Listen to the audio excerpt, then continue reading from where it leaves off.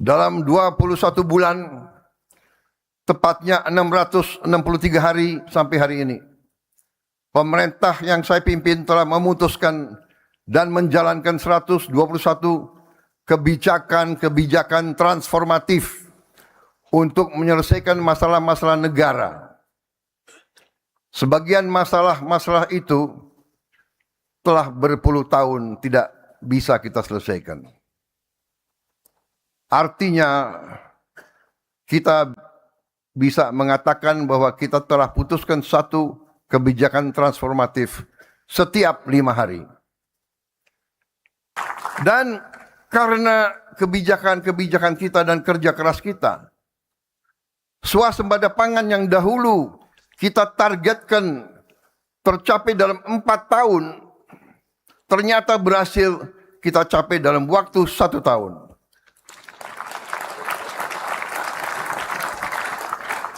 Di tengah dunia sekarang yang sangat khawatir terhadap kelaparan massal akibat kesulitan pangan dan cuaca yang tidak menentu, kita, alhamdulillah, dapat saya laporkan di majelis ini,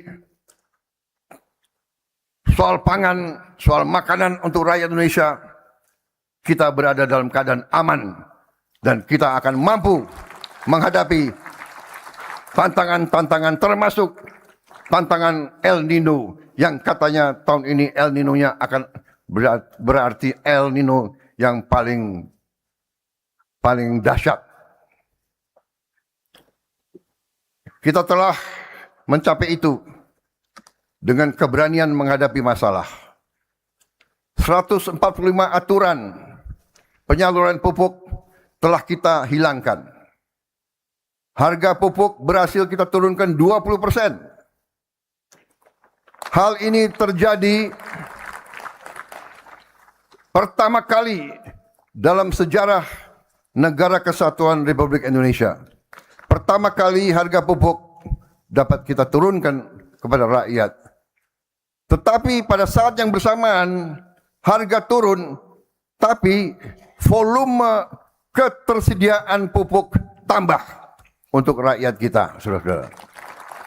Sehingga rakyat kita sekarang mudah mendapatkan pupuk. Dan karena itulah produksi meningkat. Dan karena itulah juga kita lebih cepat swasembada pangan. Dan pada saat yang bersamaan, keuntungan PT Pupuk Indonesia, perusahaan negara, BUMN, keuntungannya naik 252,8%.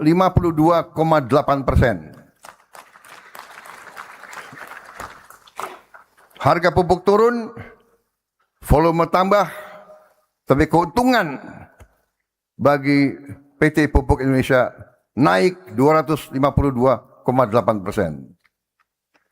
Ini adalah akibat kerja tim yang membantu saya.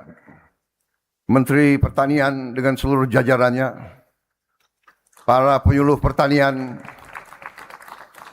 didukung oleh banyak kementerian lain, didukung oleh Pemda, didukung oleh TNI dan Polri.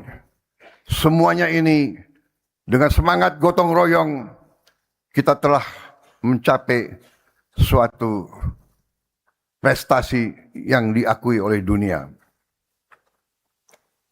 Karena itu tahun ini kita sudah swasembada 8 komoditas pangan. Kita telah swasembada beras, swasembada jagung, swasembada gula konsumsi, daging ayam, telur ayam, bawang merah, cabai besar, dan cabai rawit. Saudara-saudara, kita masih belum swasembada daging. Itu akan kita kerjakan, yang insya Allah bisa kita capai dalam 5 sampai 6 tahun ke depan. Janji swasembada energi sekarang sudah mulai kita wujudkan dengan pertama kali swasembada BBM jenis solar. Kita berhasil produksi diesel dengan B50 dari kelapa sawit. Sehingga mulai tahun ini, mulai 1 Juli 2026, kita tidak lagi mengimpor solar dari luar negeri. Dan kita berhasil menghemat devisa 170 triliun rupiah, sekitar 9,5 miliar dolar Amerika tidak lagi harus kita kirim ke luar negeri.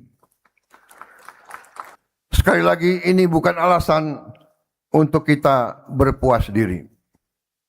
Ini adalah rangsangan untuk kita bekerja lebih keras lagi.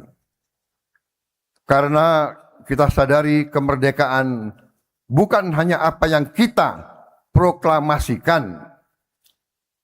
Kemerdekaan adalah apa yang dapat dirasakan oleh rakyat. 81 tahun yang lalu, para pendiri bangsa mewariskan kepada kita sebuah negara dan sebuah cita-cita. Indonesia yang berdaulat, adil dan makmur. Indonesia yang kekayaannya harus dipergunakan sebesar-besarnya untuk kemakmuran rakyat dan tidak boleh hanya dinikmati oleh segelintir orang saja. Saudara-saudara sekalian, pembangunan bangsa bukan pekerjaan presiden seorang diri, bukan pekerjaan hanya pemerintah.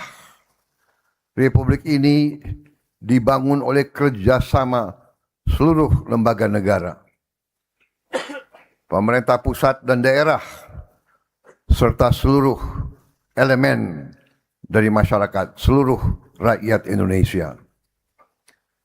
Seluruh dunia mengalami gangguan rantai pasok dan tekanan ekonomi. Dalam keadaan seperti ini, Indonesia harus semakin mampu berdiri di atas kaki kita sendiri. Kita harus bisa mandiri. Kita tidak boleh tergantung pasukan-pasukan dari luar. Karena kalau situasi tiba-tiba berubah ke arah yang lebih jelek, kita tetap harus survive. Saudara-saudara sekalian, bangsa yang kuat adalah bangsa yang mampu memberi makan rakyatnya sendiri. Ketika kami menerima mandat, petani masih menghadapi pupuk yang sulit diperoleh, harga gabah yang jatuh setiap saat panen, aturan yang berbelit-belit. Kita harus berani menghadapi kesulitan dan masalah ini. Dan dengan demikian, walaupun kita tidak menyalahkan siapapun, kita melangkah dengan mencari solusi.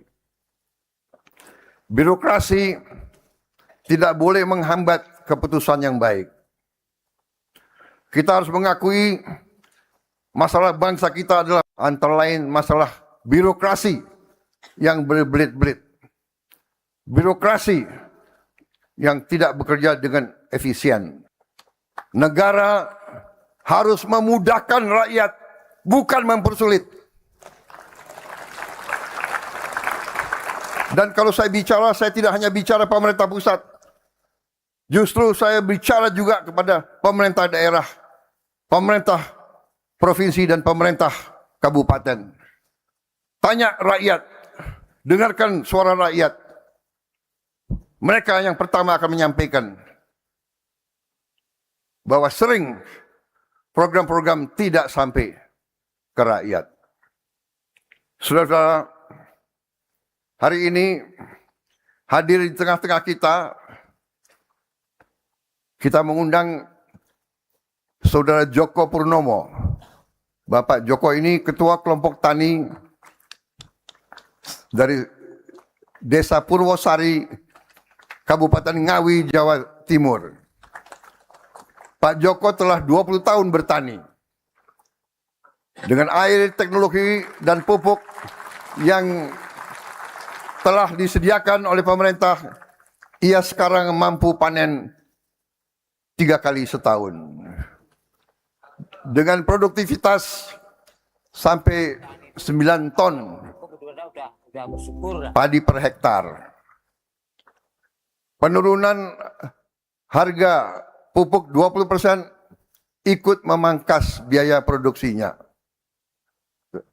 Mana Pak Joko?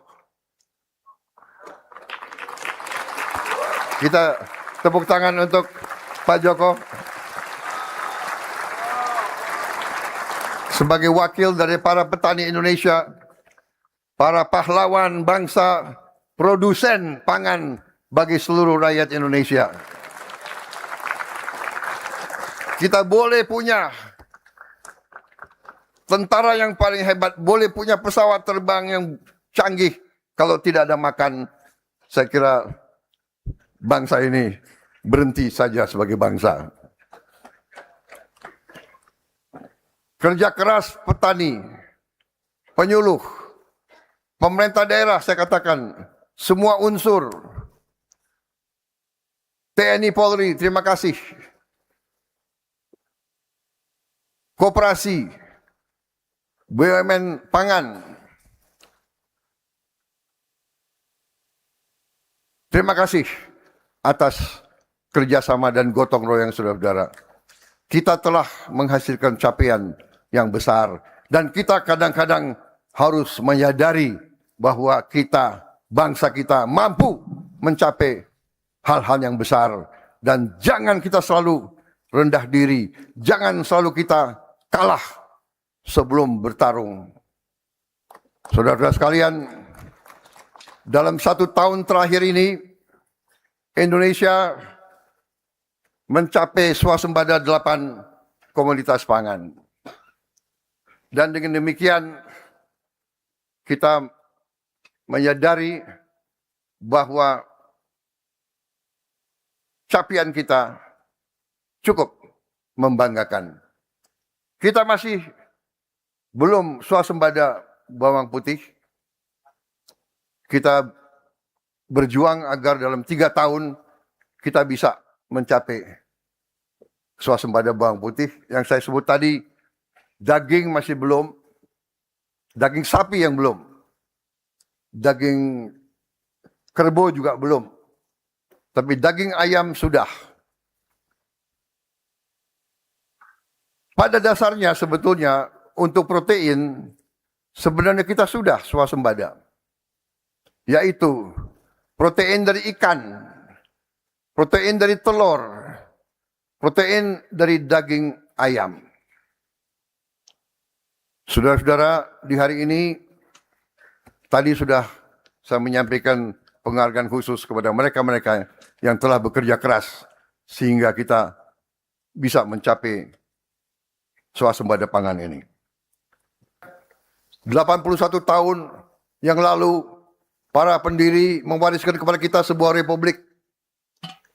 Republik ini tidak didirikan agar negara sekedar ada. Republik ini didirikan agar rakyat tidak akan pernah merasa sendiri. Agar rakyat merasa pemerintah ada di sampingnya. Tugas kita bukan sekedar menjaga republik itu tetap berdiri. Tugas kita adalah memastikan republik ini berhasil sebagai bangsa. Republik ini berhasil punya kemampuan untuk hadir di tengah-tengah rakyat dan menghadirkan kemakmuran bagi seluruh rakyat Indonesia. Mari kita buktikan bahwa kepada dunia bahwa demokrasi kita dapat menghasilkan kesejahteraan. Dari Bung Karno selalu bermimpi persatuan Indonesia. Kita berbeda. Dari dasinya aja kita lihat kita berbeda. Tapi satu, cinta merah putih. Dirgahayu Republik Indonesia ke-81. Semoga Tuhan Maha Besar melindungi bangsa Indonesia menghadapi masa-masa yang sulit dengan optimis, dengan gembira, dengan keberanian. Merdeka! Merdeka! Merdeka!